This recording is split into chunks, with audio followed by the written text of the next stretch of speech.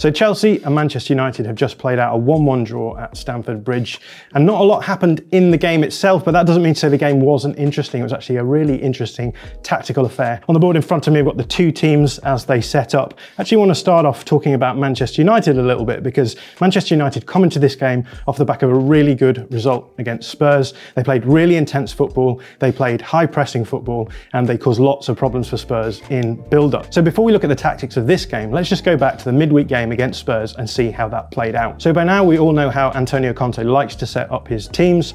He likes to play with a back three, and then you have two different options. You can either play with a midfield five here and a front two, or you can push one of the midfielders forward and make a front three, and so you have a 3-4-3 in this situation. Now, against Manchester United, Spurs went with the 3-5-2. And the general principle of what Spurs are trying to do is generate space at the other end of the field for their really elite attackers in Harry Kane and Heung-min Son to attack. And they're going to do that by pulling the opposition forward, generating this space, and then attacking it. So the way they do that usually is through build-up. So with the ball at the back, they like to drop their midfielders like this, bring their wing backs into play as well, and by doing so they're going to try and pull the opposition really high up the field and generate these spaces now at the back where you can get Kane and Son attacking them. So as you can see here, lots of spaces here, spaces between the centre back, spaces on the wing, and they're going to try and build the ball up then through these intricate passing plays so that they can then find one of these two players in the channels. Harry Kane often likes to drop deep and play the ball over the top to Son in behind. That's how they are going to generate problems for oppositions. Now there's two different ways that you can stop Spurs from causing you problems. On the one hand, you can try and stop their elite attackers from being able to exploit the space that they create. That's very hard to do because Son and Kane are so elite, they're very good at what they do. The other thing that you can do is you can stop them from getting the ball into those areas in the first place, and that is what Manchester United tried to do.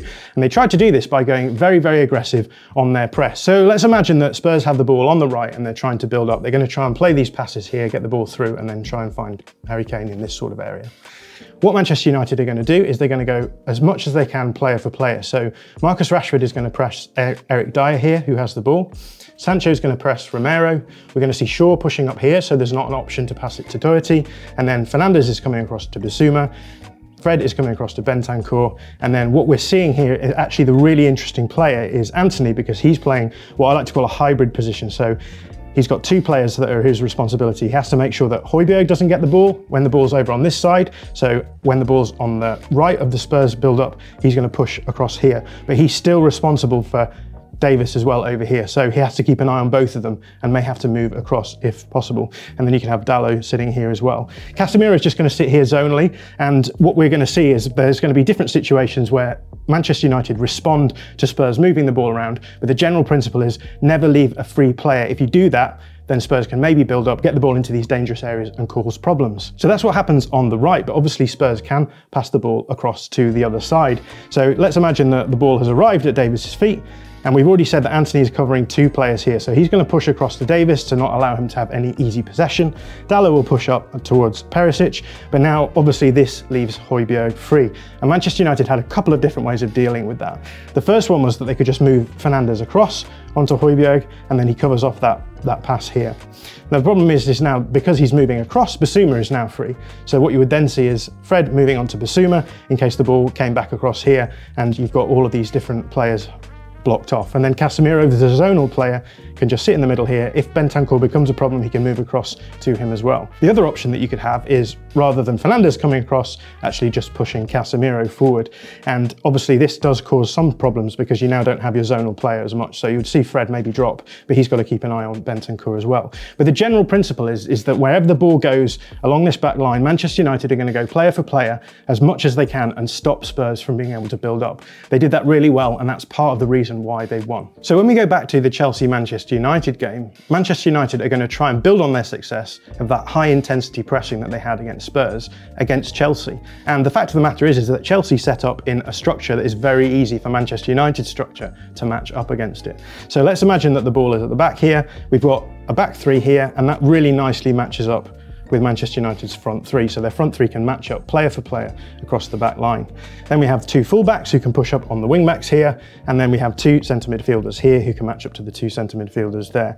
And then what we've done across the line then is just match player for player in a bid to cause Chelsea problems. But Manchester United weren't just good at pressing, they were also really good at breaking Chelsea's press as well. And this was interesting because Chelsea used a very similar hybrid press to the one that we'd seen Manchester United use against Spurs. So let's imagine that Manchester United have the ball here, and rather than pressing really high, what we're seeing is Chelsea sitting in a little bit more of what I would call a high block. So they're going to allow Manchester United's players to have the ball into possession in the back line. And then what they're going to try and do is cover the players in the middle to stop them from getting the ball. So with Casemiro, the deepest lying player in their centre midfield, Aubameyang is going to sit on him here like this. And then what we will see is these two players just keeping an eye on the fullbacks, and then you've got these other midfielders that you need to deal with. So on the one hand, what we're seeing is Loftus-Cheek coming across onto Fernandes, and then Jorginho here has what's, again, another interesting hybrid role. So he, like Antony for Manchester United, was tasked with covering two different players at once. Now in this situation, Aubameyang is on Casemiro, but Jorginho is going to move between the two of them depending on different phases of play. And if you can move those players around, then you will cause problems. The rest of the Chelsea team will fit in here. But the big thing to notice here is how well Manchester United were good at moving Aubameyang, Jorginho across, and then Eriksen getting free, and so the ball could end up with him in space. And that was why Manchester United were able to break the press. So this meant that Graham Potter had two problems to solve. The first one was in build-up. So when he was building up with a back three, Manchester United could go player for player really comfortably and cause them problems in that way.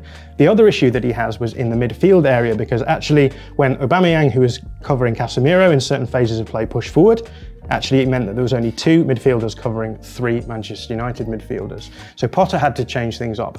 And the way that he did that was by making a very key substitution on the 35th minute. What he did is he took off Marc Cucurella and he brought on Mateo Kovacic. Now, Kovacic is not going to play as an outside centre-back. So what we saw was the back line became a back four, so no longer a back three, and Kovacic drops into the midfield. So this formation change by Graham Potter actually solves both problems. So at the back, we've already talked about how Manchester United were using their front three to match up against Chelsea's back three. Now we've got Manchester United's front three up against a back four. So what you've got is an overload there. So it should help you to be able to build up. And the other problem that it solves is in the central midfield area. So now we've got Kovacic in the middle. There's now three midfielders for Chelsea against three midfielders for Man United.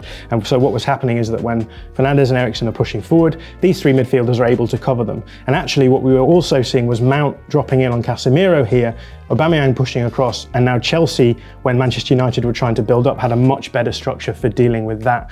Both of those changes actually brought Chelsea back into the match, and from that point onwards, it was a much more even affair. Under Erik ten Hag, Manchester United now look much better against top teams, and from the beginning of this game, it looked as though Manchester United were going to do Chelsea, but Chelsea have Graham Potter. Graham Potter recognised the weaknesses of his system. He was bold enough to make changes in the first half, brought Chelsea back into the game, and in the end, a 1-1 draw is probably a deserved result. If you like this video, please consider subscribing to the channel. The Athletic is home to some of the world's best sports journalists, including David Ornstein, Daniel Taylor, Ollie Kay, Amy Lawrence and Rafa Honigstein. There are journalists dedicated to each Premier League team, so every fan gets the coverage they deserve, not just the big clubs. And you can try it for free now for 30 days. See the link in the description.